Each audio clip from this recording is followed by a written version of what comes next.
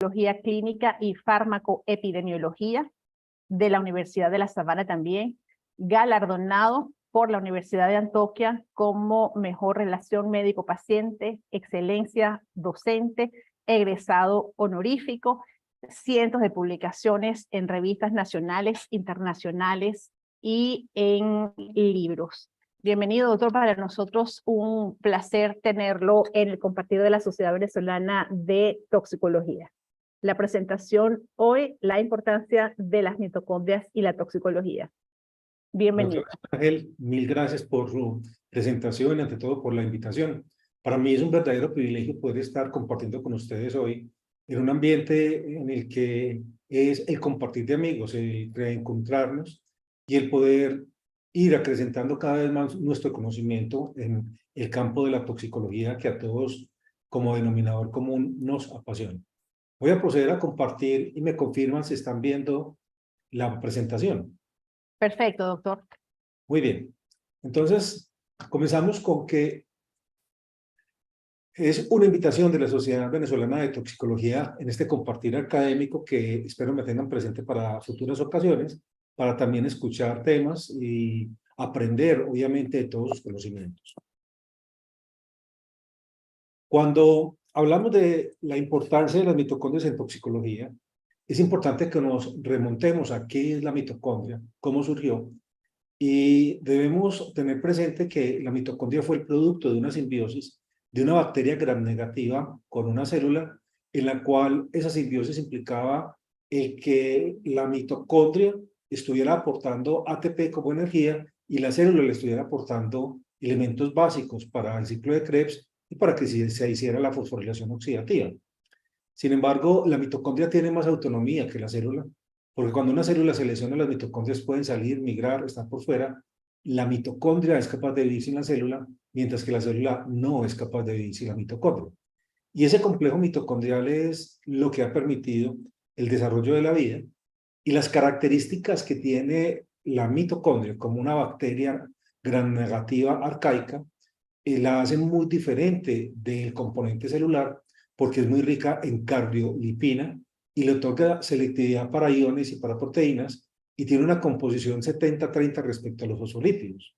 Esta cardiolipina que eventualmente nosotros identificamos en exámenes de laboratorio como anticuerpos anticardiolipina hace referencia a que cuando existe una inflamación, una destrucción acelerada de las células, se expone la cardiolipina y por lo tanto esa mitocondria que no debería estar por fuera sino al interior de la célula se convierte en un reto antigénico, aparecen anticuerpos anticardiolipina que son sinónimo de una mitocondriopatía que debemos estudiar.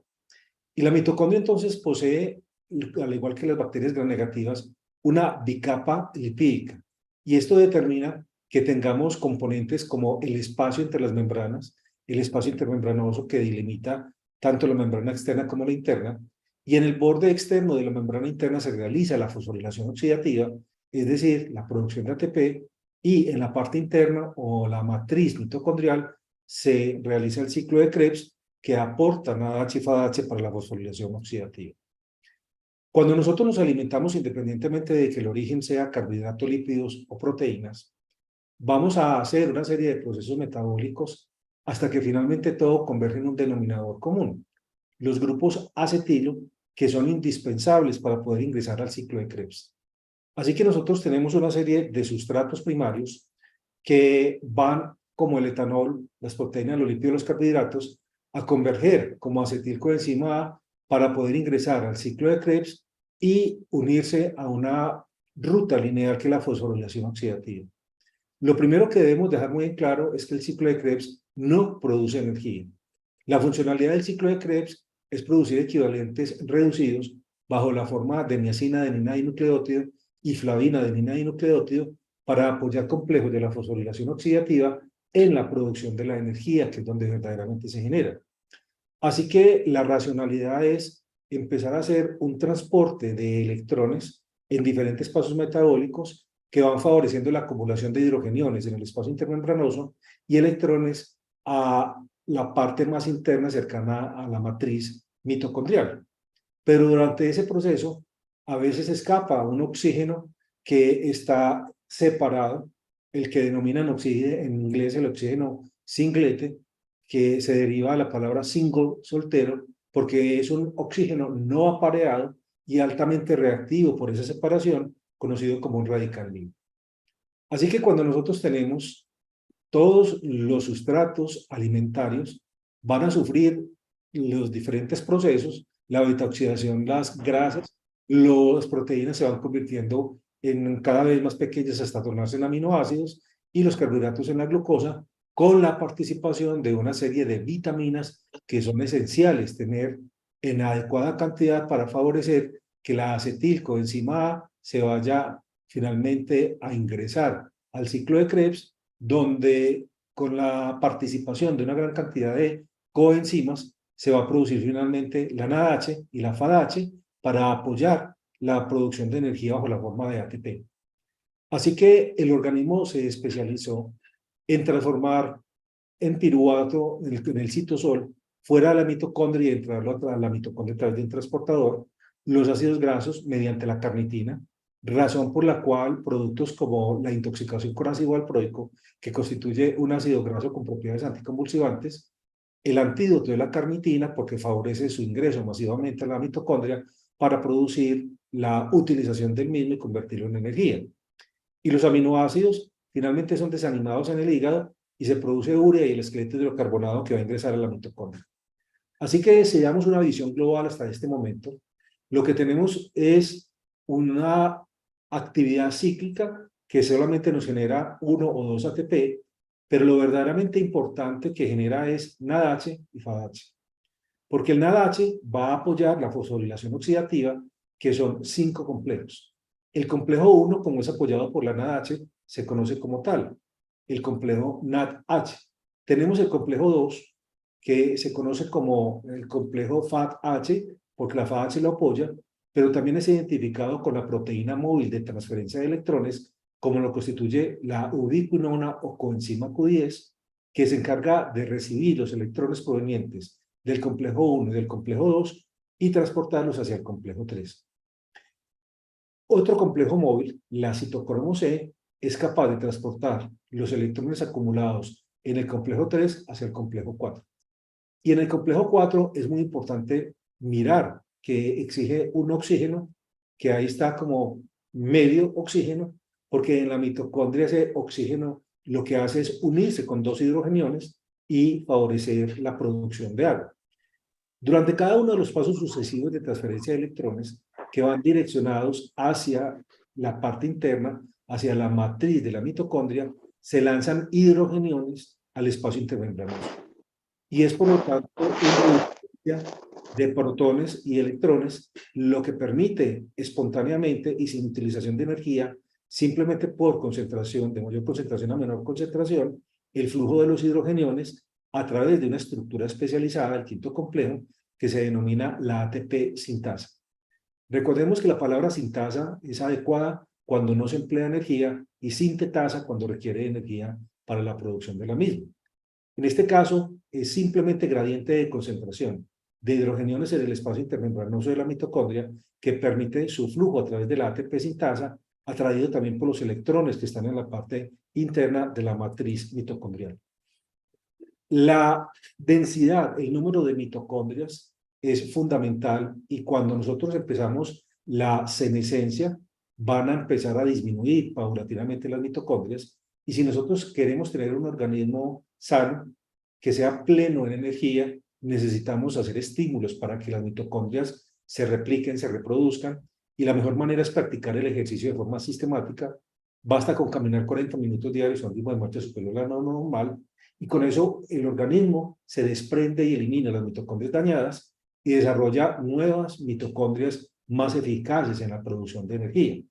Y eso es todavía magnificado cuando se realizan ejercicios de entrenamiento que involucran la fuerza a intervalos de alta intensidad y sobre todo cuando realizamos ejercicios en ayunas o con poca carga disponible de glucosa, porque esto lleva a que se induzca la beta-oxidación como fuente de energía, favorece la pérdida de peso, pero también favorece el crecimiento y la segregación mitocondrial, también procesos de fisión, si se llega a más energía, de fusión o de división o fisión, si es lo que determinados colectivos. Así que cuando nosotros tenemos una buena cantidad de mitocondrias que sean competentes, vamos a tener buena salud física, mental, y cualquier complicación de la intoxicación la vamos a poder modificar. Perdón, vuelvo a compartir pantalla.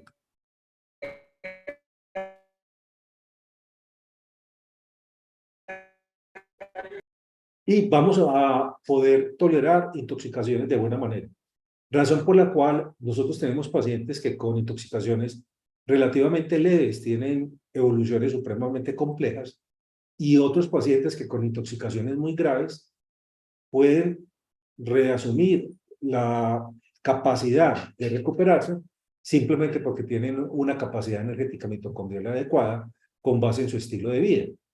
Pero agresiones y tóxicos que se consuman previamente, como el alcohol o el tabaco, destruyen, deterioran las mitocondrias, y esto incluye medicamentos de uso común y una gran cantidad de contaminantes ambientales, dentro de los cuales, por ejemplo, los organofosforados constituyen uno de los principales.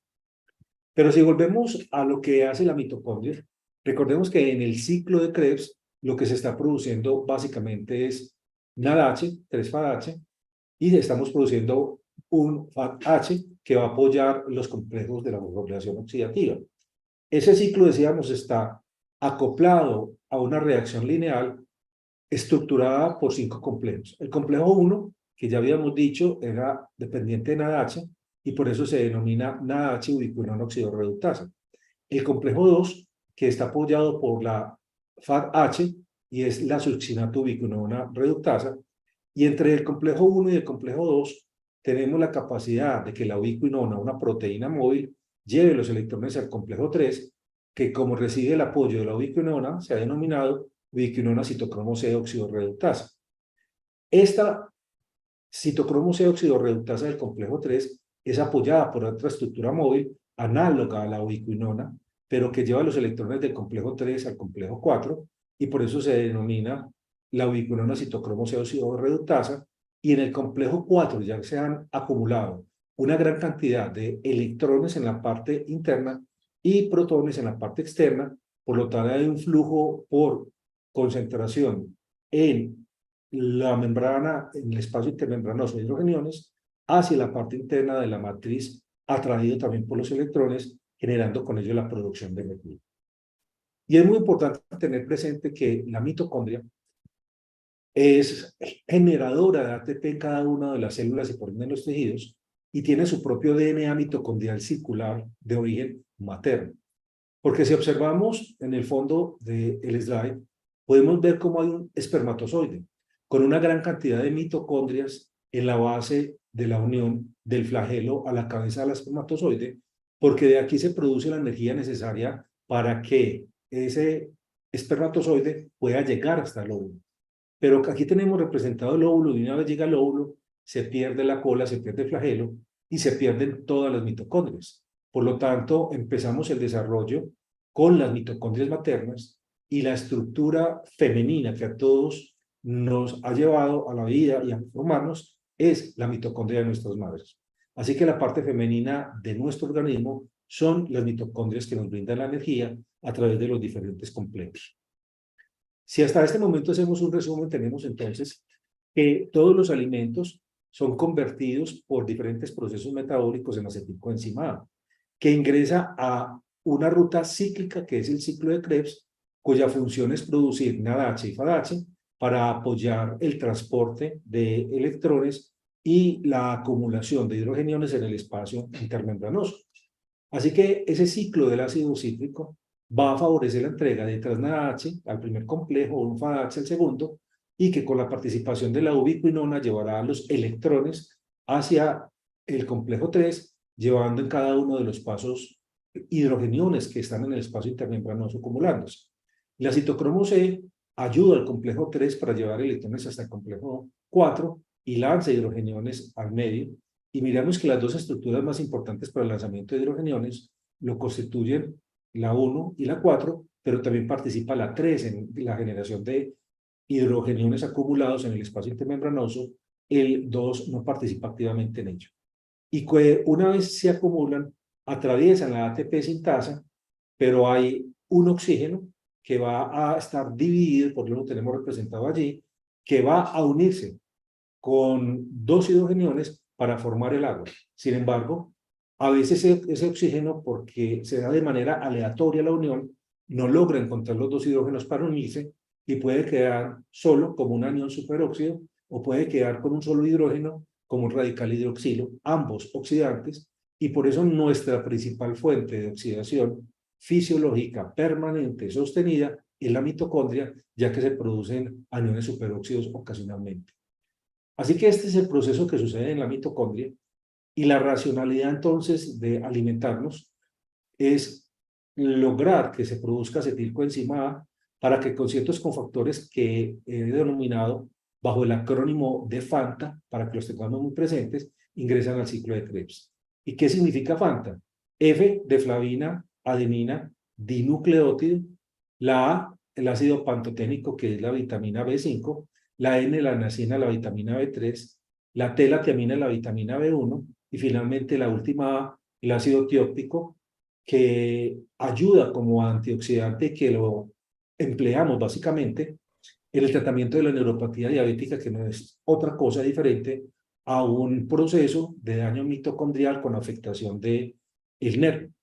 Y que este ciclo de Krebs va a apoyar con su poder reductor, generando NADH-FADH, para que los complejos empiecen a transportar electrones hacia el interior, hidrogeniones hacia el exterior, y una vez acumulados, fluyan a través de la ATP sintasa y generen energía.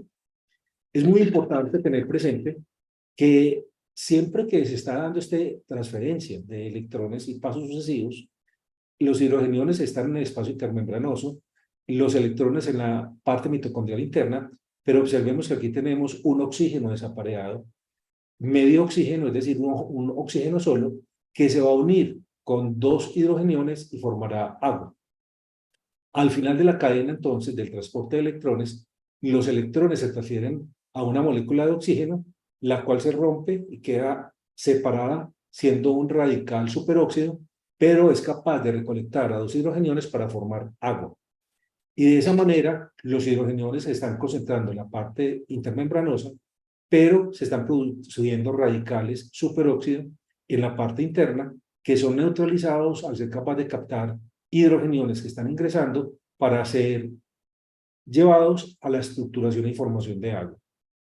Cuando analizamos todas esas estructuras, observemos aquí la membrana mitocondrial interna, acá está la externa, y si ampliamos la membrana mitocondrial interna, obtendremos esta figura donde están dispuestos los diferentes complejos mitocondriales y el último complejo a través del cual fluyen los hidrogeniones para formar la energía del ATP ha sido caracterizado mediante técnicas, por ejemplo, de cristalografía y resonancia magnética nuclear. Así que antes de que se inventaran los motores, ya la mitocondria no había inventado miles de motores porque tenemos una estructura que es un rotor, un motor, a través del cual están pasando hidrogeniones provenientes del espacio intermembranoso hacia la parte interna de la mitocondria, la matriz donde están los electrones, y durante ese paso convierten el ATP, el ADP en ATP y se genera la energía. Los cofactores, ya los habíamos nombrado, van a ser la vitamina B2 o riboflavina, de ahí la necesidad de la flavina, adenina y nucleótido, el ácido pantoténico o vitamina B5, que es básica para la producción de coenzima A, la NAD, niacina, adenina y nucleótido o vitamina B3, cuya deficiencia se ha caracterizado como la deficiencia de las 4Ds, porque la falta de vitamina B3 o de niacina produce dermatitis, diarrea, demencia y finalmente defunción por trastorno mitocondrial. La tiamina o vitamina B1, que es fundamental en diferentes vías metabólicas como la vía de la pentosa 5-fosfato, donde con su cofactor el magnesio está encargada de suministrar la energía a la sustancia gris periacueductal al techo del cuarto ventrículo, y de esa manera cuando se presenta una mitocondriopatía por una desnutrición, la repercusión que va a tener la persona es lo que conocemos como la encefalopatía de Wernicke, que requiere de la administración de tiamina, magnesio y dextrosa. Si no corregimos oportunamente eso, la lesión del paciente va a ser una psicosis de Korsakoff, y en la fase aguda hay tres manifestaciones clínicas: el nistagmus, porque la tiamina participa en el metabolismo a nivel de las estructuras del tallo que tiene que ver con la mirada conjugada, en la sustancia gris periaqueductal que tiene que ver en la memoria, y en el techo del cuarto ventrículo que se comunica con el cerebelo y da el equilibrio. Y de ahí la entrada de Wernicke, que la persona tiene nistagmus, confabulación porque no tiene la memoria, y tiene ataxia por pérdida del equilibrio, por un daño mitocondrial debido a déficit de tiamina en el sistema nervioso central, y ahí tenemos entonces estructurado lo que conocemos con el acrónimo TEFANTA. Y el ácido lipoico, que es el mismo ácido tiópico, permite estructurar los cofactores necesarios para que el piruvato se convierta a través de la piruvato deshidrogenasa en acetilcoenzima e ingrese al ciclo de Krebs. Y aquí tenemos entonces un primer aspecto de la disfunción mitocondrial y de la toxicidad y de la vulnerabilidad a las intoxicaciones cuando tenemos deficiencia de cualquiera de estas vitaminas, vitamina B2, B5, B3, B1 o del ácido lipoico tiópico. El ciclo de Krebs requiere de todas las vitaminas del complejo B. Y a veces nosotros simplemente hacemos énfasis en la tiamina, cuando en realidad deberíamos utilizarlas todas para lograr la optimización de los diferentes pasos metabólicos en el ciclo de Krebs. Y el ciclo de Krebs no es únicamente la producción de una serie de metabolitos, sino que esos metabolitos también participan en procesos metabólicos celulares. Por ejemplo, la acetilcoenzima A favorece la modulación inmune y estimula la linfangiogénesis. El alfa-acetoglutarato estimula el funcionamiento de las células madre, por ende los procesos reparativos cuando hay daños celulares, y ausencia de alfa-acetoglutarato hace que no se produzca una recuperación adecuada de una noxa tisular. El alfa-acetoglutarato, como L2-hidroxiglutarato, otros los metabolitos, participan en la modulación inmune, y sustancias como el succinato y el fumarato lo apoyan. Pero hay otras, como el fumarato, que además de modular el sistema inmune, regula la tumorogénesis, y cuando existe una mitocondriopatía, cuando existe disminución en la producción de energía, disminución del fumarato, hay un mayor riesgo y una mayor posibilidad de que se produzcan tumores bajo efectos tóxicos, y ahí la racionalidad de intoxicaciones crónicas que finalmente, por ausencia de fumarato y succinato, van a llevar a tumorogénesis. Hasta este momento hemos visto entonces lo que sucede en la mitocondria, y que tenemos ese espacio intermembranoso, la parte interna de la matriz del ciclo de Krebs, pero en el borde interno del espacio intermembranoso, en la parte más externa de la membrana interna, vamos a tener ubicados esa serie de complejos que nos van a producir la energía. Y que el complejo 1, dependiente de la NADH, va a estar recibiendo los electrones que están en un momento determinado, empezando a tener toda su migración para que se dé una diferencia de concentración de electrones hacia el interior, pero de protones hacia la parte del espacio intermembranoso. Así que los electrones van para el interior y los protones hacia el exterior. Son captados por la citocromo C, que toma tanto el complejo 1 y 2 y entrega los protones hacia el complejo 3.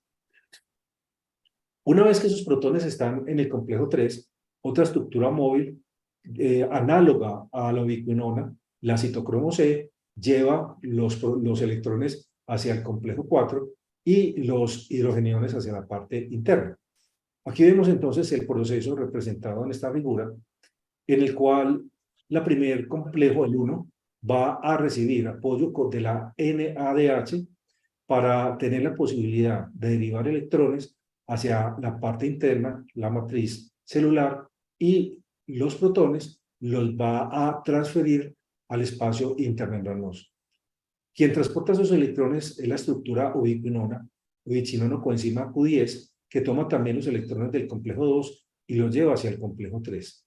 El complejo 3 repite lo mismo, transportando electrones con la citocromo C hacia el complejo 4, lanzando protones al espacio intermembranoso, y finalmente logramos, después de este paso, una acumulación lo suficientemente significativa de hidrogeniones de protones en el espacio intermembranoso para que se dé una diferencia de potencial eléctrico que favorezca el paso espontáneo de los protones a través del quinto complejo, que es la ATP sintasa. Y una vez que ingresan a través de ese motor ponen a girar la estructura para lograr que el ADP se transforme en ATP y ya tenemos explicada lo que constituye la fosforilación oxidativa, que es vulnerable a una gran cantidad de sustancias tóxicas.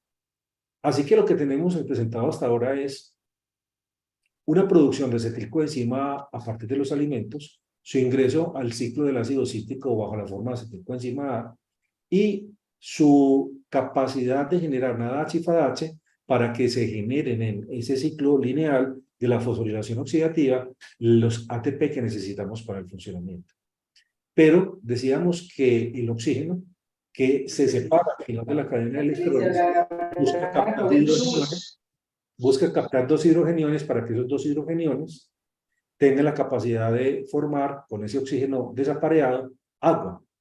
Si la unión con los hidrogeniones es parcial o no se presenta, van a quedar una serie de oxígenos, que son especies reactivas de oxígenos, bajo la forma de oxígeno o de hidroxilo, que van a tener la capacidad de generar daño si no tenemos una buena capacidad antioxidante. La función mitocondrial es múltiple entonces. Vimos cómo favorece la homeostasis de las células madre, regula la temperatura corporal, es la responsable de la producción de ATP, favorece la apoptosis cuando hay una célula defectuosa, y eso lleva a que, por ejemplo, la citocromo C de la fosforilación oxidativa, cuando pasa a la mitocondria, es una señal de activación de caspasas que implican disfunción mitocondrial previa, daño celular inducido por la citocromo C y todo el proceso de destrucción de la célula porque ya es inservible para luego ser reciclada con células que no tengan alteraciones metabólicas. También modifica el flujo del calcio, lo cual es esencial para la liberación de neurotransmisores y para la contracción muscular, y es un potente regulador de la inmunidad innata y de la reparación a través de las células madre. Así que la mitocondria como tal sintetiza sus propias proteínas, pasos metabólicos, realizan modificaciones post-translacionales, establece una estructura de composición lipídica particular, todo regulado a través de un DNA mitocondrial que es circular y con la ayuda de una estructura proteica. Así que la mitocondria tiene comunicación con receptores hormonales, hace señalización de oxidorreducción con grupos hidroxilo y aniones superóxido, hace regulación transcripcional de la síntesis de proteínas y determina la fusión para tener una mitocondria de mayor tamaño generadora de mayor fuente de energía o de fisión en la cual se divide y luego va sometiéndose a procesos de crecimiento paulatinos. Cuando la célula ha cumplido sus funciones, la mitocondria es capaz de señalarla y marcarla para que esa senescencia celular desencadene la apoptosis, favorece el desarrollo epigenético de otras mitocondrias, favorece la diferenciación y la especialización mediante la activación de las células madre y también modula la producción de vasos sanguíneos. Así que la mitocondria es esencial como un comunicador célula-célula, también funciones intracelulares, modifica las funciones de las organelas, señaliza intracelularmente cuándo debe hacer una determinada función, la composición molecular y modula también los componentes estructurales. Dentro de funciones fisiológicas tenemos, por lo tanto, una regulación neuroendocrina que también tiene que ver con el funcionamiento intestinal y la aparición de disbiosis si la dieta es inadecuada con repercusiones en daño mitocondrial. La inflamación y el sistema inmune son moduladas por la mitocondria y cualquier enfermedad autoinmune supone una disfunción mitocondrial. El metabolismo, cuando vemos pacientes con dislipoproteinemias, hipertensión, hipercolesterolismo, etcétera, hay un trastorno metabólico mitocondrial con repercusiones cardiovasculares de oxidación del colesterol, deposición sobre el endotelio, arteriosclerosis y la aparición, por ejemplo, de isquemia y arritmias. Y el sistema nervioso central, la disfunción mitocondrial promueve daños en zonas estructurales que tienen que ver con enfermedades degenerativas, como es el Alzheimer, como la esclerosis múltiple, entre muchas otras. Así que disminución de las mitocondrias, disfunción mitocondrial, explican daños de las enfermedades comunes cardiovasculares, de la enfermedad pulmonar obstructiva, de alteraciones en el metabolismo de la glucosa, de la aparición de insomnio, de limitaciones funcionales, de desnutrición, de falta de producción de energía con acumulación de grasa y obesidad, envejecimiento prematuro, y todo eso se acompaña de síntomas psiquiátricos y declinación cognitiva, cuyo denominador común es la inflamación. Cuando nosotros hablamos de inflamación y hablamos de estrés, las aminas cerebrales, la dopamina, noradrenalina, adrenalina, entre otras, van a ser afectadas por una disminución en el factor neurotrófico derivado del cerebro, que se encarga de promover la nueva generación de neuronas, porque lo que nos habían enseñado de que las neuronas no se regeneraban es falso. Hay plasticidad cerebral durante toda la vida y hay posibilidad de estimular nuevas conexiones y nuevas dendritas, pero si nosotros tenemos disminución de aminas, es que tenemos disminución de mitocondrias y disminución de neurotransmisores. El estrés crónico produce un hipercortisolismo que a su vez produce alteración en el del hipocampo y la corteza, que es agravada por la pérdida de las mitocondrias preexistente, y la inflamación de las citoquinas proinflamatorias, que pueden ser generadas por procesos infecciosos o por una dieta inadecuada, también contribuye a la inflamación, y todo ello se conjuga para que finalmente haya manifestaciones como la depresión. Un trastorno depresivo mayor supone, por lo tanto, una mitocondriopatía de base, una disminución de los antioxidantes, porque cuando los tenemos, los antioxidantes logran modular el estrés oxidativo y evitan la apoptosis. Y en cada una de nuestras células nosotros tenemos constitucionalmente un antioxidante, la superóxido dismutasa, que toma el anión superóxido y lo convierte en presencia de hidrógeno en H2O2, y obviamente que el peróxido de hidrógeno sigue siendo oxidante, pero mucho menos que el anión superóxido, y la catalasa toma el peróxido de hidrógeno y lo convierte en agua y oxígeno, neutralizando de esa manera la oxidación deletérea. Pero cuando nosotros no tenemos suficiente superóxido dismutasa o catalasa, o simplemente están agotadas por procesos de inflamación crónica, pues vamos a tener la necesidad de contar con otros antioxidantes de apoyo, y dentro de ellos el glutatión es el más importante. Sabemos que algunos alimentos para las mitocondrias, debido a que son fuente de glutatión y de una serie de compuestos que van a tener efecto antioxidante, son el ácido ascórbico, las vitaminas del complejo B y la coenzima Q10, que todos ellos están presentes en frutas, verduras, legumbres, en general en vegetales.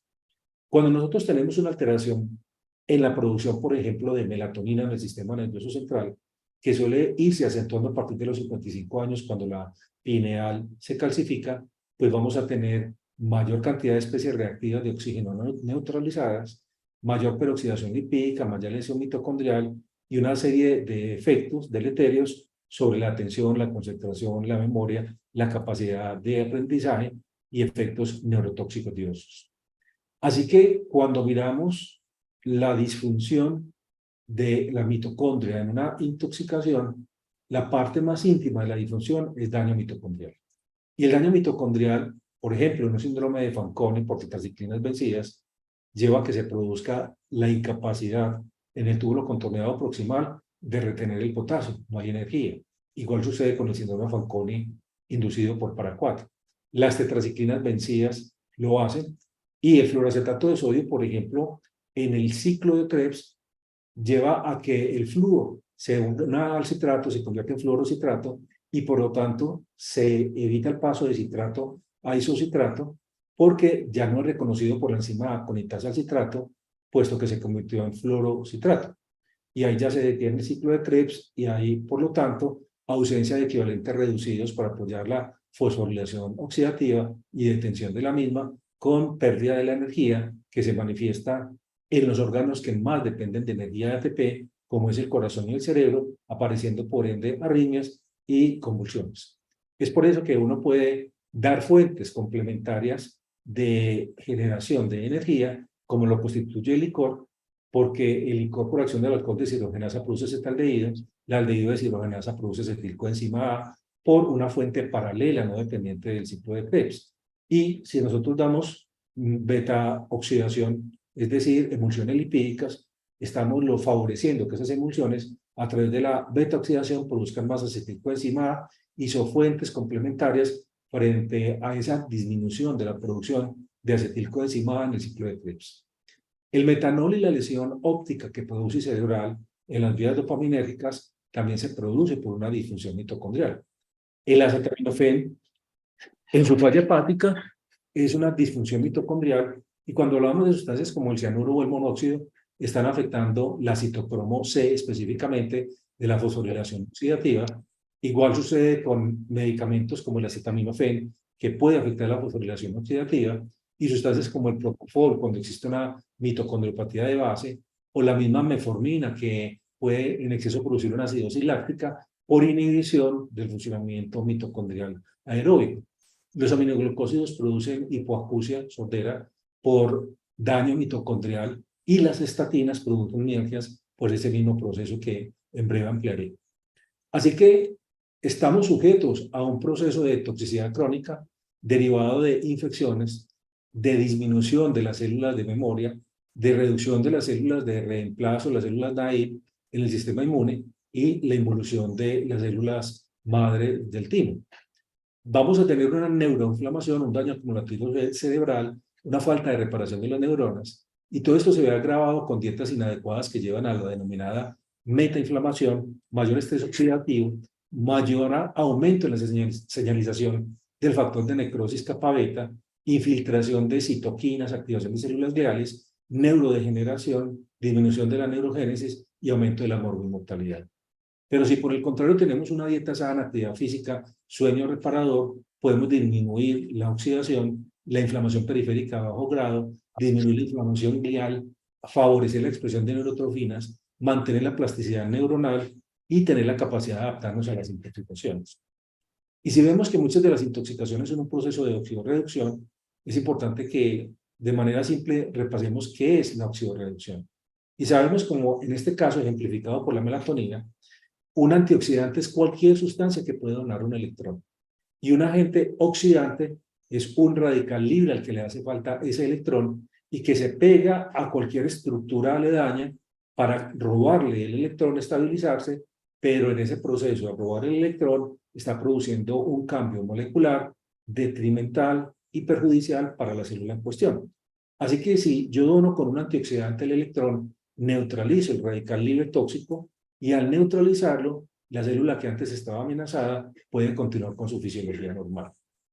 Pero tenemos una gran cantidad de agentes oxidantes, cada uno de ellos con blancos específicos celulares. Por ejemplo, los aniones superóxido que vemos se producen en la fosforilación oxidativa, son neutralizados si se unen al hidrógeno y se convierten en agua. Pero cuando solamente captan un hidrógeno, es un hidroxilo, que es un oxidante muy potente. Pero pueden haber peroxilos, alcóxidos, el peróxido de hidrógeno, el ácido hipocloroso, el anión superóxido, que son todos procesos intermedios oxidativos que van a ser deleterios si no tenemos buena capacidad antioxidante. Entonces recordemos que el elemento que dona electrones es el agente que en ese momento es antioxidante, pero al donar el electrón quedó reducido, y el que recibe se reduce, se neutraliza, se estabiliza. Y nosotros tenemos un proceso de oxidación permanente proveniente de los conservantes químicos de los alimentos, del exceso de radiación ionizante, de hábitos como el tabaquismo, de la contaminación ambiental, de la inflamación secundaria, los procesos infecciosos, de la disfunción mitocondrial y de un metabolismo que puede ser alterado. Así que los factores que afectan y vulnerabilizan a la mitocondria empiezan con los metales. Metales como el plomo, como el manganeso, como el cadmio, como el mercurio. Esos iones metálicos pueden entrar por los canales de calcio y reemplazar los cofactores metálicos normales, como el zinc o el magnesio, uniéndose a las proteínas y alterando el ciclo de oxidorreducción. También no contribuyen mucho que tenemos pocas vías de reparación del DNA mitocondrial y que los DNA mitocondriales, que tiene varios cientos de DNA circulares mitocondriales, cada uno de ellos es múltiple y eso es protector, pero varía según la etapa del desarrollo que tenga la persona y crean ventanas de vulnerabilidad que hacen más lábiles, por ejemplo, a los niños. Y cuando la cadena transportadora de electrones empieza a disfuncionar y empiezan a disfuncionar las histonas que participan para guardar información, también se genera un aumento de la oxidación. El espacio intermembranoso que tiene hidrogeniones tiene un pH de 6,9 debido a que hidrogeniones es sinónimo de acidez. Pero el pH de la matriz, que no los tiene un pH diferente alrededor de 8, y este produce acumulación de compuestos catiónicos, metálicos, lipofílicos y anfipáticos, por esa característica de cambio de pH uno de los más estudiados es el bromuro de tirio, que lleva a la disfunción mitocondrial. Pero también los benzopirenos, productos de la combustión de materia orgánica, del tabaquismo, del consumo de carnes muy cocidas, puede llevar a que sea una acumulación de tóxicos, como el benzopireno 7,8-diol-9,10 epóxido, que es un gran tóxico de la membrana mitocondrial. Y la bicapa rica en fosfolípidos atrae los tóxicos que son lipofílicos, y de ahí que los plaguicidas, por su alta lipofilicidad, se acumulan en el tejido graso, pero también en la mitocondria al interior de las células. Y aquí tenemos un listado de muchas de las sustancias que nos van a producir una disfunción mitocondrial. Químicos industriales como el tricloretano, que es parte de los inhalantes que utilizan habitantes de la calle, puede producir lesión del núcleo caudado del putamen, llevando al parkinsonismo. La gran cantidad de hierro en un momento puede convertirse en una fuente, en una intoxicación de oxidación muy potente y lleva a lo que conocemos como una neuroferritinopatía. El aluminio, que estamos expuestos en azóloges, en succión y demás, da lesiones similares al Parkinson por estrés oxidativo, neurodegeneración del sistema dopaminérgico y formación de ovillos neurofibrilares, amiloide, agregación de estado y disfunción neuronal.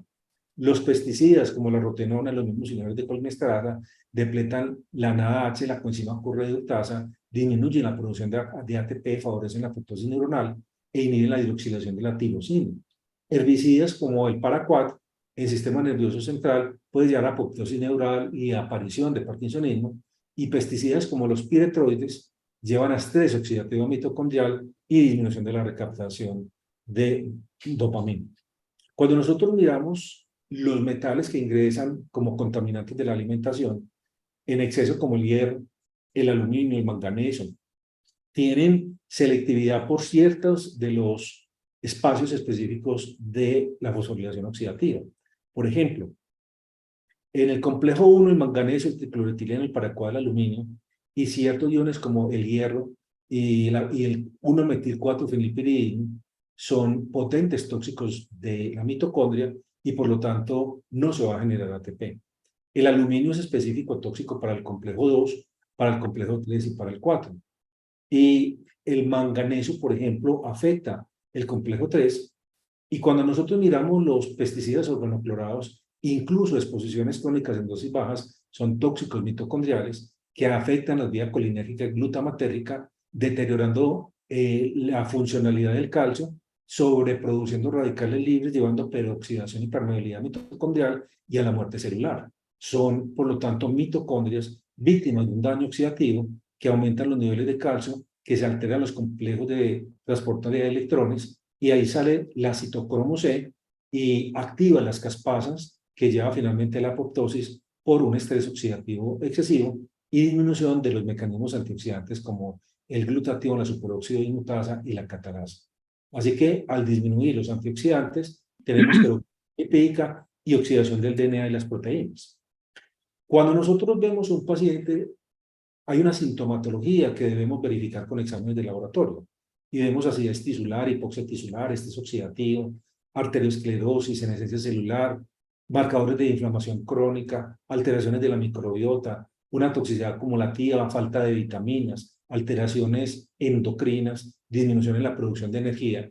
Pero siempre deberíamos irnos un poco más atrás y mirar que estas son las consecuencias y las causas se deben a intoxicaciones con una mitocondriopatía, como por ejemplo los inhibidores de colinesterasa, el talio, el fluoroacetato de sodio, el metanol, y los mismos venenos de la serpiente, la rotenona, el cianuro, el dinitrofenol y una gran cantidad de medicamentos de consumo diario, como los inhibidores de la ECA, los antiinflamatorios, los anestésicos, los antiarrítmicos, los antibióticos tipo ceftriaxona, cloranfenicol, linezolid, quinolonas, tetraciclinas, aminoglucósidos, como la metformina, antiepilépticos como los barbitúricos, la carbamazepina, la gabapentina, el levetiracetam, los carbazepina, son tóxicos mitocondriales, antipsicóticos como la clorpromacina, la clozapina, flufenazina, aloperidol. Un año de tratamiento con aloperidol ya evidencia atrofia cerebral. Y tenemos también antidepresivos tricíclicos, fluoxetina, sertralina, antirretrovirales de diferente tipo, bifosfonatos como los alendronatos, quimioterapéuticos como el carboplatino, la oxorubicina, fibratos como el clorhidrato, interferones, estatinas, es decir, una gran cantidad de sustancias que desencadenan aniones superóxidos. Y esos aniones superóxidos van a ser neutralizados por la superóxido dismutasa, convertidos a peróxido de hidrógeno, y la catalasa a su vez los convierte en agua y oxígeno. Pero si no tenemos una buena cantidad de glutatión, no vamos a regenerar nuevamente la catalasa y por lo tanto va a haber un aumento significativo de los aportes a la producción de superóxidos dados por la mitocondria, por las citocromos, por la lipo, la ciclooxigenasa, por la óxido nítrico sintasa y por la fuente externa de sustancias varias, entre los cuales sabemos el cigarrillo, los contaminantes, los herbicidas, las radiaciones ionizantes, etcétera, van a afectar.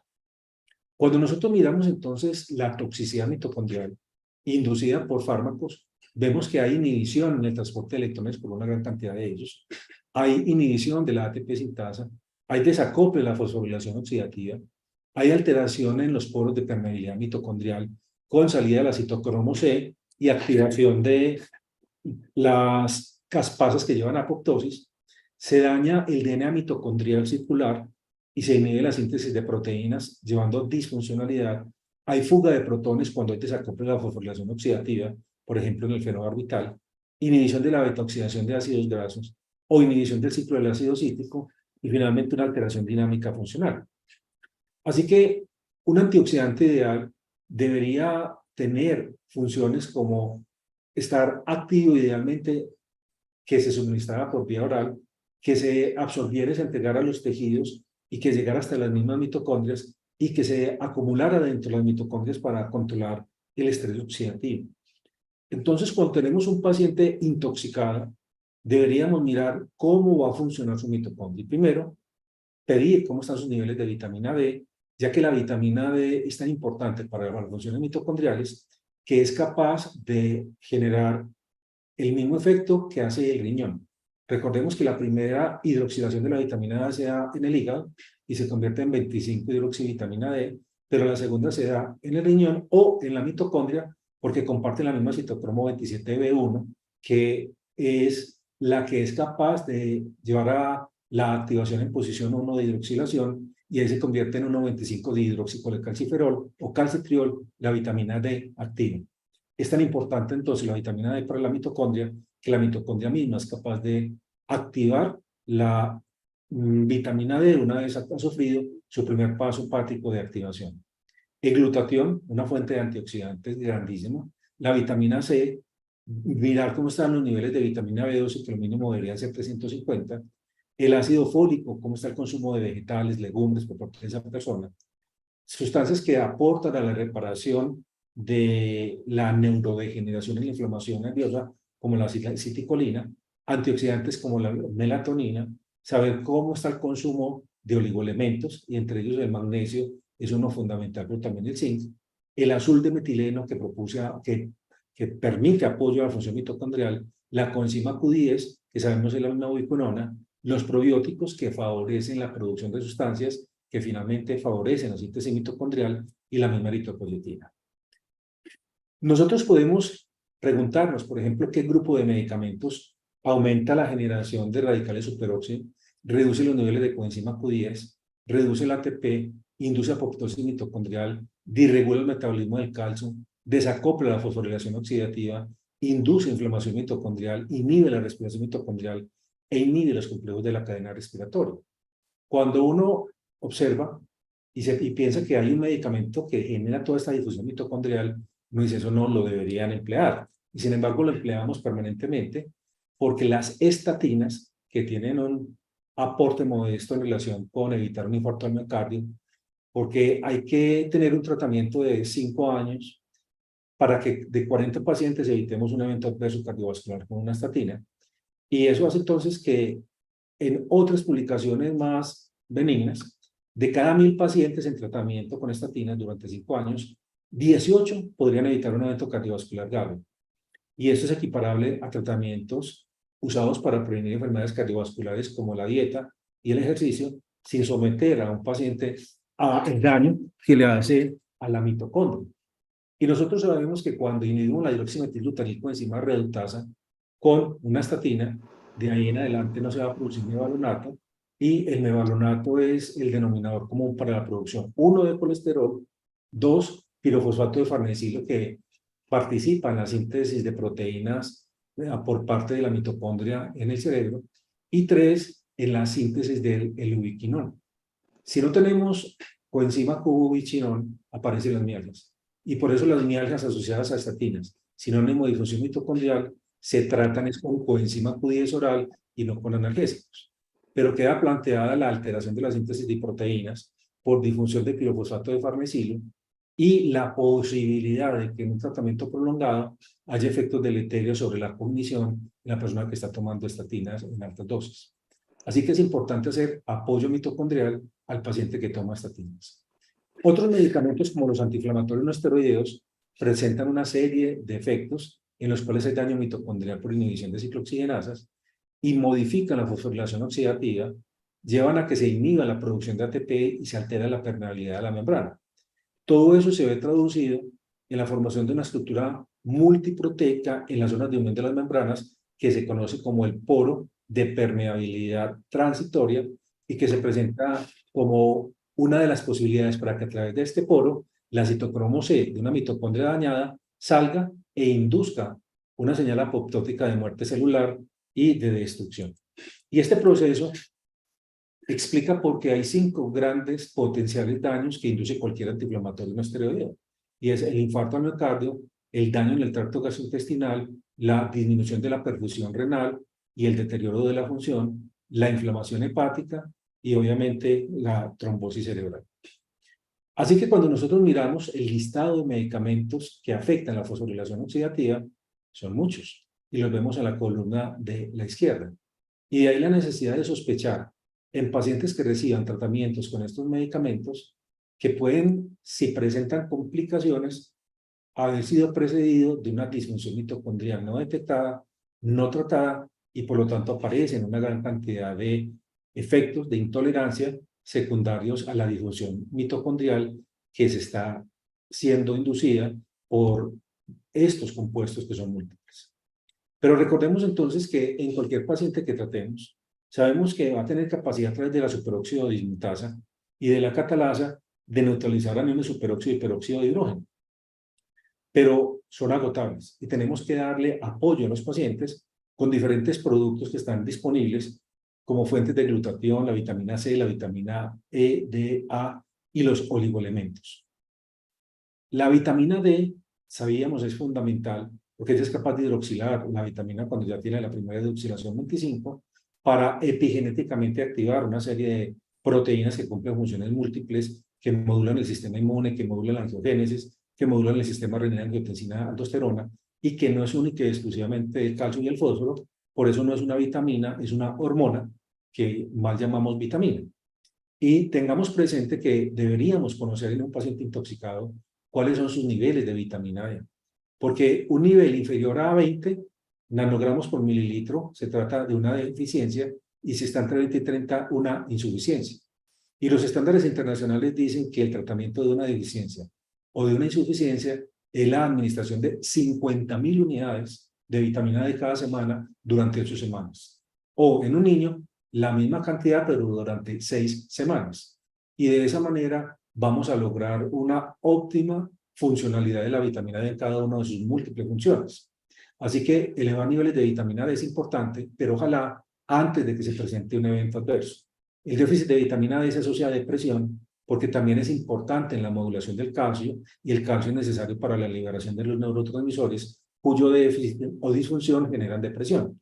Así que no se trata de intervenir puntualmente en el momento, sino tratar de corregir en nuestros pacientes desde antes que se presente un evento, y de ahí la racionalidad de medir niveles de vitamina D.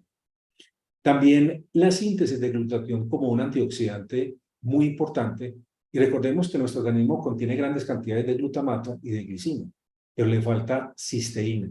Y cuando le damos a un paciente la cisteína bajo la forma de la N-acetilcisteína, que se emplea comercialmente como el fluimucil, o que se puede conseguir con el nombre propio a través de la web, lo que estamos dando es entonces una fuente para que el organismo organifique la cisteína con glicina glutamato y forme glutatión.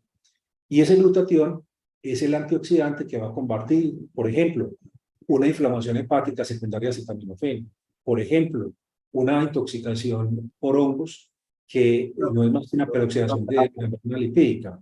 Y aquí deberíamos hacer un paréntesis porque cuando nos preguntaban cuál es el medicamento analgésico más seguro en el embarazo, siempre nos enseñaron que el acetaminofén. Pero cuando la dosis total acumulativa de acetaminofén que damos es más de 10 gramos, hay un efecto deleterio sobre el cerebro del bebé porque el cerebro del bebé necesita de glutatión para neutralizar los superóxidos que se están produciendo durante el neurodesarrollo y de esa manera garantizar un cerebro funcional. El consumo de más de 10 gramos de acetaminofén durante el embarazo se asocia a autismo, déficit de atención con hiperactividad y trastornos cognitivos en los niños, que no es otra cosa que una peroxidación cerebral con secuelas neurológicas y que si vamos a mandar acetaminofén en una embarazada, mandémosle también N-acetilcisteína, 600 miligramos cada 8 a cada 6 horas. Lejos de los alimentos, porque la cisteína tiene la característica de que si se toma con el estómago lleno, se pega a los grupos metálicos como el zinc, el plomo, el mercurio, etcétera, y no se absorbe. Así que para tener una biodisponibilidad que es apenas del 15%, pero nula con el estómago lleno, hay que darlo o 1 hora antes o 2 horas después de los alimentos.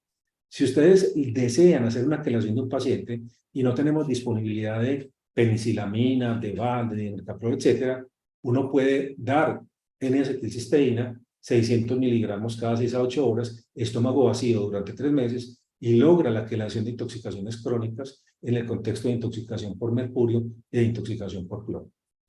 La cisteína tiene la capacidad de convertirse en glutatión, neutralizar radicales libres, neutralizar el factor kappa beta, evitar que este factor exprese citoquinas proinflamatorias e interleuquinas como la 1 beta, la 6, la 11 o factores de necrosis tumoral. Además, hay 3 aminoácidos como la cisteína, la cistina y la metionina, y 2 vitaminas, la biotina y la tiamina, que son compuestos orgánicos de azufre y necesitan glutatión para mantenerse activos en el organismo.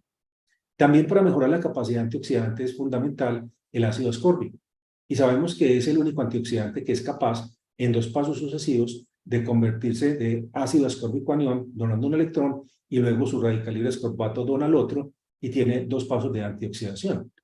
Y es por eso que le confiere una gran utilidad como cofactor en la producción de antioxidación, pero también en la síntesis de catecolaminas, y uno debería darle a los pacientes con depresión vitamina C, en la síntesis de carnitina, que es importante para la generación de diferentes sustancias antiinflamatorias, en la estructuración del colágeno, en la metilación del DNA para garantizar una síntesis de proteínas adecuadas, y en la metilación de las estonas para evitar manifestaciones epigenéticas deleterias.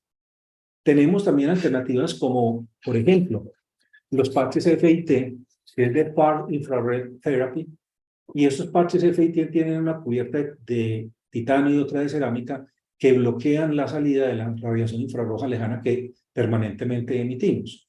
Así que al colocarlos sobre un sitio donde haya inflamación, donde haya dolor, va a disminuir la migración celular de células inflamatorias, va a disminuir la apoptosis, la inflamación, va a favorecer la proliferación celular reparadora y va a estimular factores de crecimiento. Razón por la cual estos parches, cuya función es bloquear la salida de los rayos infrarrojos lejanos, y cuando no salen, se concentran específicamente estimulando la citocromo-C mitocondrial, lo cual se traduce en una mayor producción de ATP que se deriva para la antiinflamación y la reparación del tejido. De ahí que tienen cada uno de estos contextos publicaciones de la utilización, y lo que estamos utilizando es un sinerginizador mitocondrial para la reparación. También hay técnicas como la restricción calórica, la ayuno intermitente, la activación de vías metabólicas de las grasas en vez de azúcares, tiene un efecto para que se mueran las mitocondrias disfuncionales ya lesionadas antiguas y se renueve el número de mitocondrias. Se produce obviamente generación de radicales oxidantes y de ahí la gran importancia de tener una buena reserva antioxidante. La melatonina es un potencializador antioxidante mitocondrial que estimula receptores melatonina 1 y 2, inhibe la síntesis de proteínas pro apoptosis e inhibe la pérdida de la citocromo-C a través de la membrana, lo cual evita la activación de las caspasas. y nosotros dejamos de producir melatonina a partir de los 55 años, cuando nuestra pineal se calcifica y aparecen los trastornos del sueño, disminuye la defensa oxidante, el mismo crecimiento óseo, se disminuye la liberación de hormonas sexuales, se altera la inmunomodulación y la neuroprotección y se favorece el crecimiento de células neoplásicas que, si van de la mano de disminución de la vitamina D y de la melatonina, pues van a tener un efecto mucho más grave. Así que tomar y suministrar melatonina mejora el sueño, es neuroprotectora, previene la obesidad, ejerce efecto ansiolítico, no genera dependencia, tiene el efecto antioxidante fundamental, mejora el perfil metabólico, fortalece el sistema inmune, retrasa el envejecimiento, es un potencializador mitocondrial y es muy bien tolerado. Otro de los elementos que debemos tener presente en el intoxicado son los niveles de vitamina B12, porque bien sabemos que la vitamina B12 tiene también un cofactor, los folatos de la dieta, que a través de la dihidrofolato reductasa producen la forma activa de metilente-tetrahidrofolato, que capta la homocisteína, un factor inflamatorio, y la homocisteína captada por el metilente-tetrahidrofolato en presencia de cobalamina produce la metionina, que va a tener un proceso de adenilación formando ese adenosilmetionina, que es fundamental para reacciones de metilación del sistema nervioso central.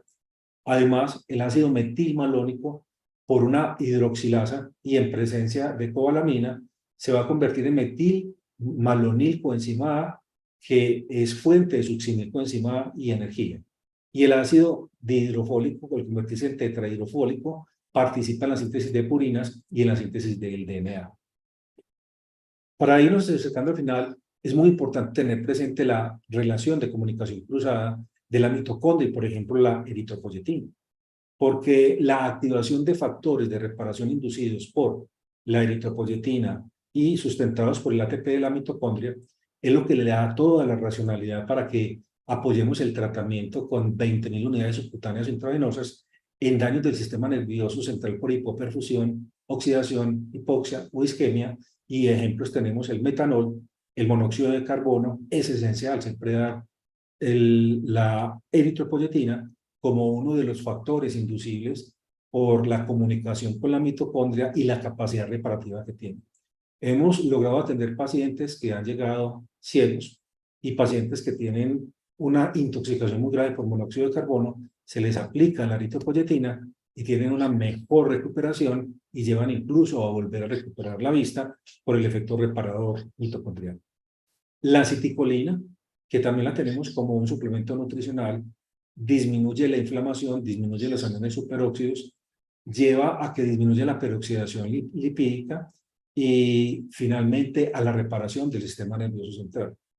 Y si esto va de la mano de melatonina, que no la debemos mirar únicamente como un cronobiorregulador, sino un protector térmico, cardioprotector, protector contra el síndrome metabólico, protector vascular, antineoplásico, protector pulmonar, protector cerebral y un reprogramador de la microbiota, pues vamos a obtener una mejor funcionalidad de la mitocondria, vamos a evitar la liberación de la citocromo D y la muerte, vamos a mantener un adecuado nivel de diferencia electrónica, de manera que se produzca mejor funcionalidad en la producción de ATP, y todo esto se traduce en una mejor salud.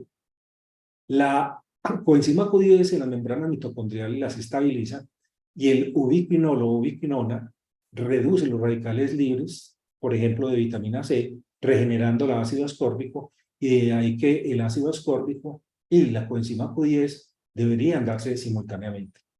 Y esto simplemente para hacer referencia a lo que sucede con las estatinas. Recuerden que nosotros bloqueamos esta vía, la hidroximetilglutaricoenzima A. Por lo tanto, no hay mevalonato, no hay pirofosfato de farnesilo, no se produce ubiquinona y hay mialgias, no se produce dolicólisis y afecta la síntesis de proteínas cerebrales, y obviamente que se da el beneficio de una producción de gran cantidad de colesterol, pero a expensas de daños potenciales colaterales.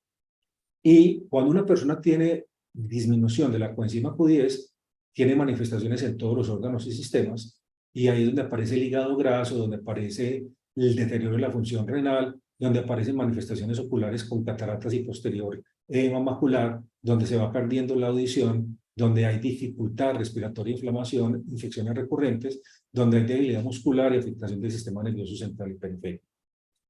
La coenzima Q10, que está disponible como suplemento dietético, se puede conseguir en gotas. Una gota son 10 miligramos, y si se toman entre 10 y 20 gotas diariamente, pues se logra combatir el deterioro de la función mitocondrial al tener el suministro de la ubiquinona coenzima Q10.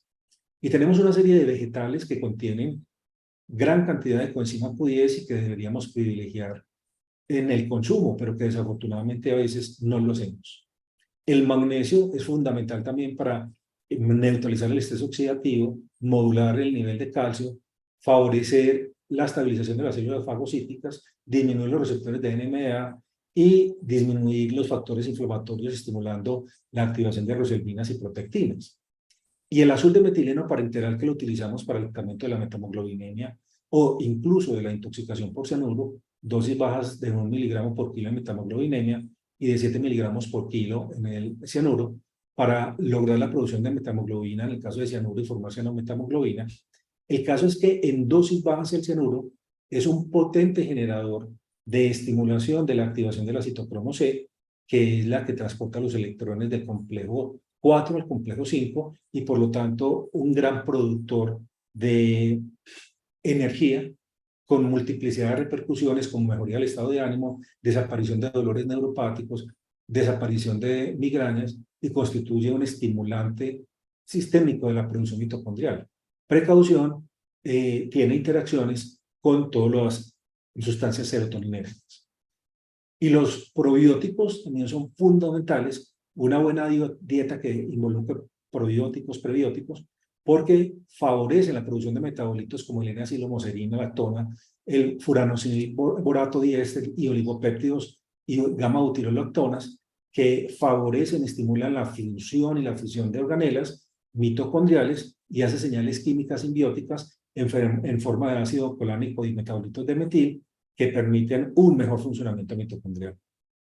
En un futuro inmediato tendremos cultivos y administración intravenosa de mitocondrias para muchas afecciones. Así que el mensaje para llevar es que la disfunción mitocondrial es una característica de múltiples intoxicaciones, afecta y agrava enfermedades mentales como la depresión, como el Alzheimer, como el deterioro cognitivo, como la esquizofrenia, y repercute en un deterioro sistémico con infecciones e inflamaciones crónicas persistentes. Mejora la actividad mitocondrial, mejora la respuesta global del organismo y el pronóstico de las intoxicaciones al favorecer una recuperación funcional dependiente de ATP y una alimentación balanceada, los suplementos antioxidantes, el ejercicio, el sueño adecuado y prácticas como la atención plena, el yoga, el control del hipercortisolismo favorecen la biorregulación mitocondrial y son bases esenciales para la salud. Agradezco nuevamente a la Sociedad Venezolana de Toxicología por este compartir académico y a todos ustedes por la atención que tan gentilmente me han dispensado durante esta hora. Muchas gracias, estoy atento a sus preguntas. Muchísimas gracias a usted, doctor. Excelente presentación. Hay varias preguntas aquí en el chat. Y bueno, sí, definitivamente los procesos inflamatorios definitivamente cada vez confirman más, ¿no?, la importancia de que deben ser evitados. El sedentarismo como el nuevo cáncer del siglo XXI es un tema, ¿no? Sí. Saludos desde la doctora Miriam Gutiérrez. Le preguntan, en la intoxicación grave, MESA, monóxido de carbono, cianuro, fosfina, ¿cómo administraríamos melatonina, coenzima Q10 y ácido tióptico? Muy bien. Entonces, en esos casos de la intoxicación por cianuro, que sabemos hay una lesión importante hipóxico-isquémica por difusión mitocondrial, es muy importante tener en consideración primero la N-acetilcisteína. La N-acetilcisteína va a obrar como una fuente de glutatión y esa fuente de glutatión va a obrar como antioxidante porque siempre hay un fenómeno de peroxidación lipídica cerebral. Pero tan importante como la N-acetilcisteína es la eritropoyetina, porque la eritropoyetina derivó su nombre de esa capacidad que tenía de estimular la síntesis de eritrocitos, pero no estimula únicamente la síntesis de eritrocitos, sino de manera general de todas las células que se encuentran inflamadas y requieren la reparación. Por eso estimula, por ejemplo, a nivel neuronal, la síntesis de células y de la reparación de la retina cuando hay una intoxicación por metanol.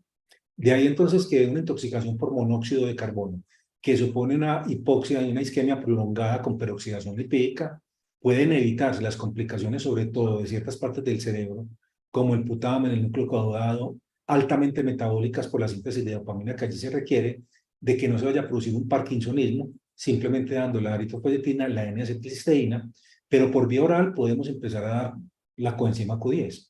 Hay una coenzima Q10 que es en un tipo de solvente que se llama MAX Solve, es SOLVE, y que ese producto Maxolve viene en una nanoemulsión que favorece 5 veces mejor biodisponibilidad que la coenzima Q10 que viene en cápsulas y tabletas. Lamentablemente es por vía oral que hay que darla y se puede dar con o sin los alimentos y sería por sonda nasogástrica su administración. Administrar también la vitamina E como antioxidante y de esa manera nosotros ya tendríamos la posibilidad y la vía de dar tanto la melatonina y la melatonina en dosis superiores a 5 miligramos, inferiores a 10 miligramos, y si nos es posible elegir la procedencia de la melatonina, preferir la de procedencia europea, porque la melatonina norteamericana no es un medicamento, es un suplemento nutricional que no tiene vigilancia por la FDA y que por lo tanto la calidad es variable. Mientras que en Europa la Agencia del Medicamento Europeo la considera una hormona, no se consigue en las farmacias, debe ser bajo fórmula médica o importación, y si esa vigilancia estricta de la Agencia del Medicamento Europeo garantiza una mucha mejor calidad.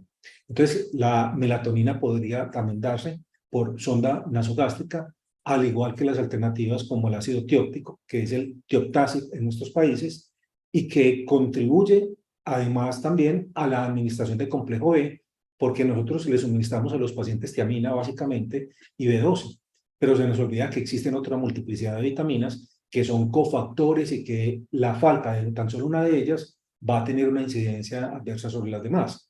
Así que también en los pacientes intoxicados deberíamos quedarnos con la tranquilidad de saber que está teniendo niveles adecuados de todas las vitaminas del complejo B y obviamente haciendo las correcciones nutricionales del caso. Si un paciente tiene una B12 por debajo de 350, deberíamos colocarle 1 miligramo intramuscular diario durante una semana, luego semanalmente durante un mes y luego seguirlo mensualmente, porque quiere decir que tiene o una atrofia de células parietales y no produce el factor intrínseco, o tiene un trastorno de las proteínas transportadoras de la vitamina B12, la transcobalamina, o tiene un trastorno hepático en relación con el manejo, almacenamiento y utilización de la vitamina B12. Pero no nos olvidemos también que si hay una vitamina B12 muy elevada, superior a 2000, hay que estudiar a ese paciente para un potencial evento neoplásico, sobre todo de tipo hematológico, porque es en los casos donde se produce también una hipervitaminosis B12. Muy bien. ¿Qué intoxicaciones agudas se beneficiarían de N-acetilcisteína además del acetaminofén? Sí. Tradicionalmente nos han enseñado que es el antídoto para el acetaminofén, pero cualquier tipo de intoxicación que genere daño oxidativo se beneficia de la N-acetilcisteína. Entonces, una intoxicación por hierro, que es una peroxidación lipídica sistémica, está publicado, tiene mucho mejor desenlace, más benigno y una más rápida recuperación cuando se da la N-acetilcisteína. Una intoxicación por cianuro, deberíamos dar N-acetilcisteína cuando no tengamos la posibilidad de utilizar los antídotos tradicionales, porque recuerden que uno lo que busca es producir una metahemoglobina para que se dé ciano-metahemoglobina, y ese compuesto necesita de la participación de los grupos sulfidrilos para convertirse en tiocianatos que se eliminen por vía urinaria. ¿Y qué es la N-acetilcisteína? Una fuente de sulfidrilos para que el cianuro se convierta en tiocianatos y se elimine. Así que de uno adolecer, después de haber dado el agente productor de metamoglobinemia y que uno no tuviera tiosulfato de sodio, uno podría dar perfectamente N-acetilcisteína como una contribución de grupos sulfidrilos para convertirlo en tiocianato y favorecer la eliminación. Entonces, en cualquier intoxicación en fosfina, que hay una oxidación gravísima y sobre todo por vía inhalatoria, pues la N-acetilcisteína también puede ser una de las alternativas. Así que en toda parte donde tengamos oxidación, deberíamos considerar un ciclo de N-acetilcisteína. ¿Tienen ustedes experiencia en intoxicaciones por mercurio, específicamente con mercurio, intoxicaciones agudas con el uso de N-acetilcisteína? Sí, nosotros, o yo particularmente, he tenido pacientes intoxicados con plomo y mercurio, donde no hemos tenido acceso a los antídotos por diferentes dificultades de autorizaciones. Entonces lo que empezamos a hacer es darles N-acetilcisteína 600 miligramos 1 hora antes o 2 horas después de las comidas. Y hay algo particular. El ajo como tal y los compuestos que tienen ese olor fuerte como la cebolla son ricos en grupos sulfidrilos. Y el ajo, cuando se permite envejecer, el ajo añejado, que es el aged garlic, que se consigue en nuestros países como ajo envejecido, también es rico en grupos sulfidrilos. Entonces yo le doy 1 hora antes de los alimentos N-acetilcisteína, 2 horas después de los alimentos ajo añejado, y al mes hago medición y ya los niveles están disminuyendo y a los 3 meses están normales, sin los efectos colaterales que implica la alternativas como la penicilamina y los compuestos de síntesis química que son muy mal tolerados. Entonces ese tipo de intervención combinada es muy interesante. Y de hecho, una de las residentes, que ya es toxicóloga hace varios años y docente en una de las universidades de Medellín, ella hizo un estudio comparativo entre eficacia de dar N-acetilcisteína, perdón, penicilamina y dar N-acetilcisteína. ¿Cuál funcionaba mejor? Y tuvieron exactamente el mismo resultado con menor costo y mejor tolerabilidad con la N-acetilcisteína. Muy bien. Aquí lo usamos también cuando tenemos disponibilidad en los pacientes. Yo vivo en un estado minero y toca recurrir a la N-acetilcisteína. La penicilina eventualmente nos llega de Colombia por los caminos verdes porque no tenemos aquí en el país distribución. Y otra cosa que te sugiero en esos pacientes con mercurio es el suministro de probióticos. En especial el Lactobacillus rhamnosus GG tiene estudios que demuestran cómo evita que se absorba el mercurio contaminado por vía oral y que sabemos que el mercurio como tal oral pues no se absorbe si es metálico, pero que tenemos fuentes como por ejemplo el pescado o el arroz que constituyen fuentes de mercurio porque a los arrozales anegados desemboca también el río que lleva el mercurio y es captado por el arroz. Entonces, tener una adecuada microbiota también propicia la disminución de las intoxicaciones. Aquí para nosotros eso es un problema. Le preguntan cómo administra la vitamina C para evitar que precipite como oxalato de calcio. Y de una vez agrego a la pregunta, porque se está viendo muchísimo ahorita, muchos influencers y mucha gente por ahí que te manda megadosis de vitamina C. Y esas megadosis oscilan entre 2 gramos hasta 80 Sí. Gramos. Hay dos cosas diferentes. Uno, la vitamina C, cuando nosotros pretendemos que sea una sustancia antioxidante, debemos darla por vía oral, pero la vida media de la vitamina C es corta y de 6 horas, así que si quisiéramos tener un cubrimiento total, deberíamos tomarla mañana, mediodía, 6 de la tarde y antes de acostarse o 3 veces al día, como mínimo 500 miligramos.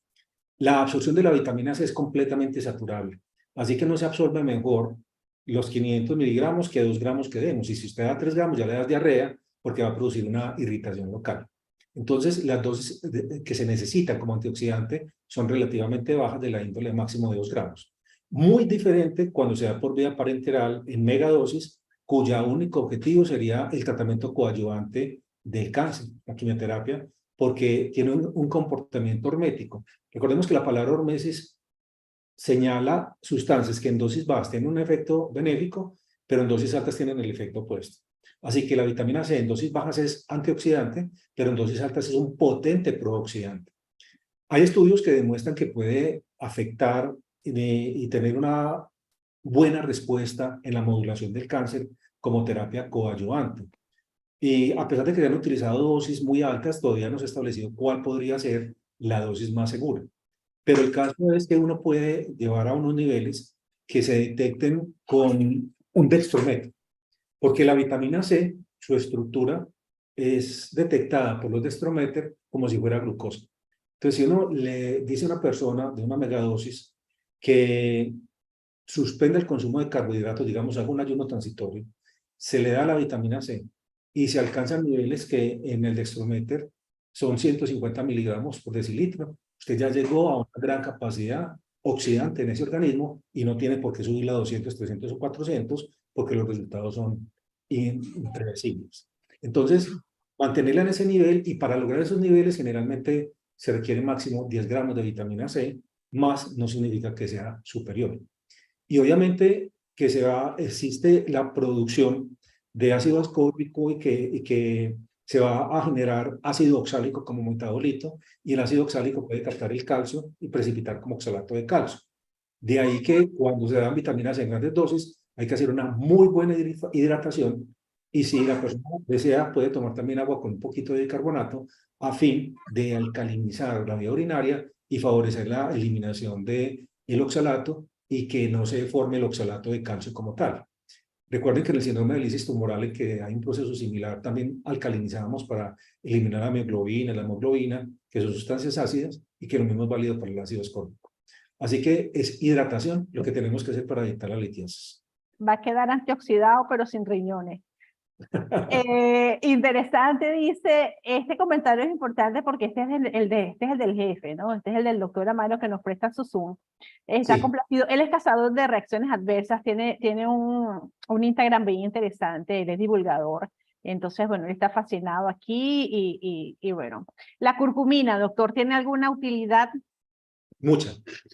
Pero la curcumina, desafortunadamente, no tiene una muy buena biodisponibilidad. Para que la curcumina se libere, necesita de la presencia de otras sustancias, como por ejemplo la piperina, y la piperina está presente en la pimienta negra. Así que si uno consigue, por ejemplo, cúrcuma en polvo y mezcla 10 cucharadas de cúrcuma con una cucharada de pimienta negra molida o pulverizada idealmente, ya tiene el compuesto listo. Pero tanto como la curcumina como la piperina son liposolubles, necesitan un vehículo graso. Entonces uno podría sacar una tinterita, disolverlo en aceite de oliva y tomarlo con agua. Sin embargo, los estudios han mostrado que la biodisponibilidad de la cúrcuma aumenta 400 veces si hay lecitina de soya. Y recordemos que la lecitina de soya no tiene sino el nombre porque en realidad ya no tiene fitoestrógenos, la puede tomar cualquier persona, incluso una mujer que haya tenido un CA de mama estrogénico. Se toma entonces 1200 miligramos y ahí sí se tiene una muy buena biodisponibilidad. A la curcumina se le ha denominado el nutracéutico de oro porque tiene capacidad antiinflamatoria, antihipertensiva, hipolipemiante, antidiabética, neuroprotector y antioxidante. Entonces, por ejemplo, es uno de los elementos coadyuvantes en una intoxicación por sustancias oxidantes como el paraquat. Bajo vigilancia médica por el daño hepático que puede producir. Ya hay reportes de daño hepático cuando se toma de manera indiscriminada. Sí, por eso es la tinterita únicamente en la mañana y no una cucharada ni una gran cantidad, porque nuevamente tiene un efecto hermético. Todo aquello que en dosis bajas nos ayuda, en dosis altas nos intoxica. Paracelso ya lo había dicho, ¿cierto? El Solo en veneno la está... dosis. Sí. El doctor César Rengifo lo felicita en el caso de intoxicaciones por aluminio en niños con trastornos del espectro autista. Usualmente vemos disfunciones mitocondriales y Sí. por examen de ácidos orgánicos. Su experiencia, la cardiolipina como marcador podría ser igualmente útil. Y la malonildialdehído. Porque cuando nosotros tenemos la determinación de la malonildialdehído como un producto de la peroxidación lipídica, los niveles están aumentados y sospechamos que hay un proceso de un daño permanente. ¿Qué es útil en esos casos? La coenzima Q10. La coenzima Q10 en los niños que tienen autismo o déficit de atención, que suponen una mitocondriopatía, mejora significativamente la atención y las propiedades cognitivas de cualquier sujeto al tener más energía del sistema nervioso central. Y las dosis en los niños son de 100 miligramos diarios y en los adultos 200 miligramos diarios, que al cabo de 2 o 3 meses y según respuesta clínica, se puede bajar a 100 miligramos diarios. El doctor Amaro está fascinado, que lo va a incluir, lo va a llamar. El doctor Veneno, se me fue el comentario, gracias, con dormir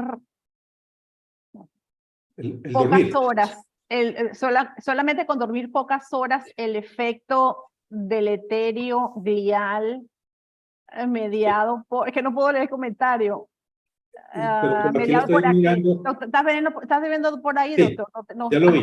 lo veo, Ya lo ok. vi. Entonces, ¿Dónde la vas aquí? paralelamente a nuestro sistema linfático sistémico, hay un sistema linfático con G. El sistema linfático es el sistema de detoxificación cerebral que solamente se activa durante el sueño MOR, que es el sueño profundo. Así que cuando una persona tiene deprivación del sueño o tiene apnea del sueño y no logra llegar a un sueño MOR lo suficientemente prolongado, no activa el sistema linfático. Y todos los productos metabólicos que implica el funcionamiento cerebral, aquellos de desecho, se eliminan del cerebro durante el sueño MOR, van al hígado, se hidrosolubilizan y se eliminan por vía renal y otros por vía fecal. El caso es entonces que es más importante dormir que comer. Y eso lo demostraron de manera muy cruel los nazis cuando tomaban a los judíos y no los dejaban dormir, pero les daban comida y a los 11 días estaban todos muertos. A otros simplemente les daban comida y agua, pero no comida, y los daban dormir, y al mes se morían. Entonces quiere decir que es 3 veces más importante dormir que comer. Y hay un estudio muy bonito de la Universidad de Harvard, donde las primeras cohortes en medicina, que los dividieron en los dormilones y en los que no. Y se esperaba que aquellos que eran pues, muy dormilones iban a tener más complicaciones que aquellos que dormían poco y estudiaban mucho. Y resulta que los que no dormían, ninguno superó los 70 años de edad, mientras que todos los que eran dormilones superaron ese límite de edad. En otras palabras, tenemos que reivindicar el valor del sueño, y uno ha pensado que el tiempo que pasa durmiendo es tiempo perdido, y no, el tiempo que uno pasa durmiendo es tiempo de recuperación cerebral, de mejor atención, concentración, memoria, de conservación de la cognición, de prolongación de la vida y de un mejor funcionamiento cerebral.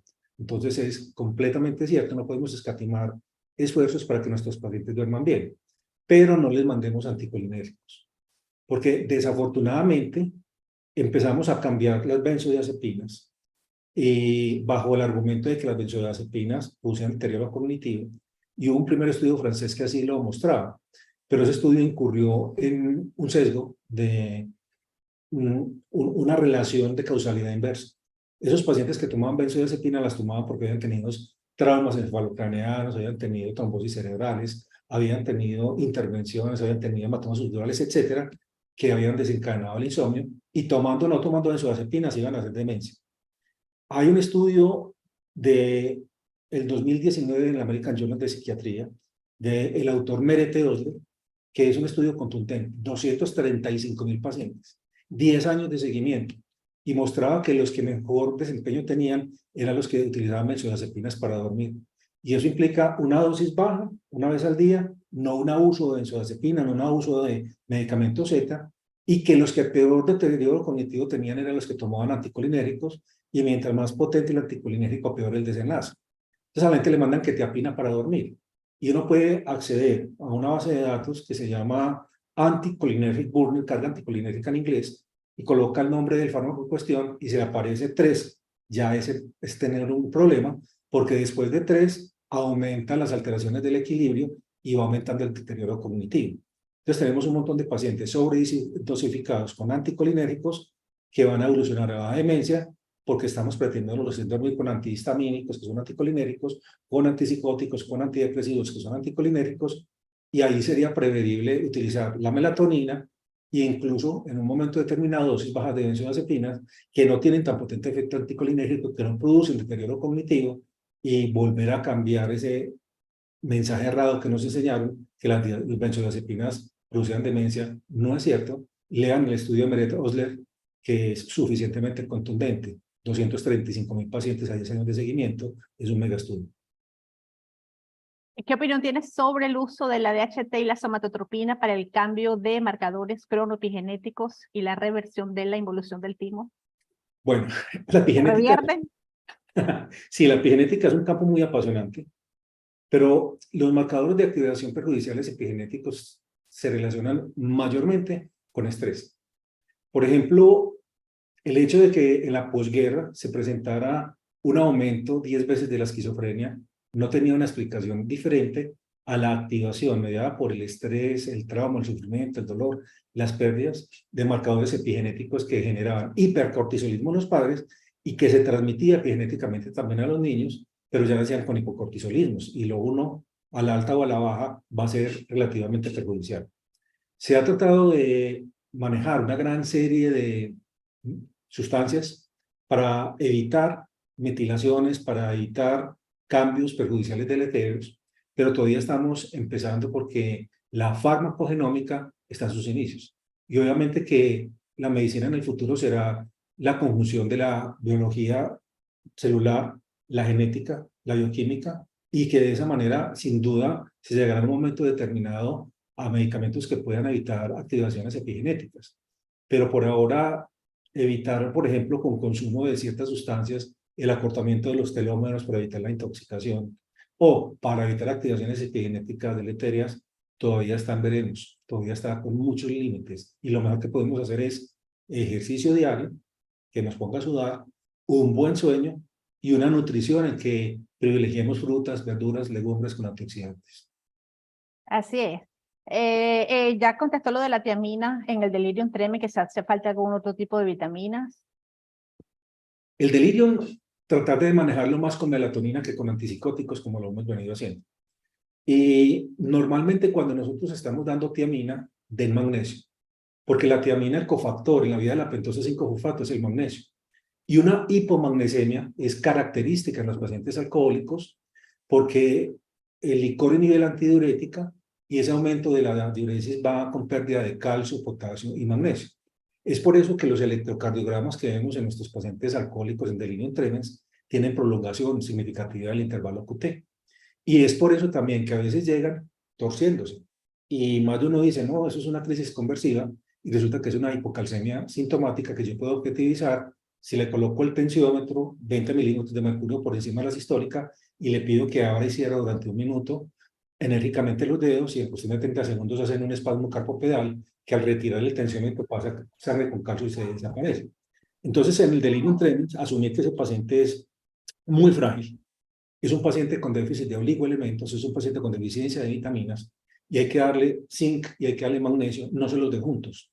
Zinc y magnesio se antagonizan competitivamente en su absorción. Entonces, magnesio en la noche, zinc por la mañana, dele tiamina, y cuando usted le coloque la dextrosa y la tiamina para evitar una encefalopatía de Wernicke, póngale una ampolla de magnesio, porque si tenemos tiamina y no tenemos magnesio, no vamos a evitar ninguna complicación.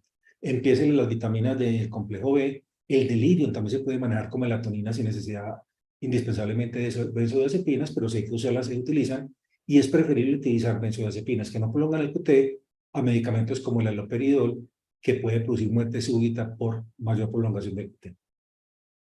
Vale la pena que la conferencia quede grabada.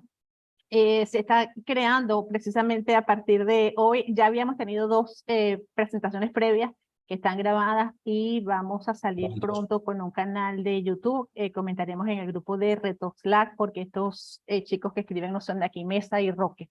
La información la tendremos en el grupo de Retoslac.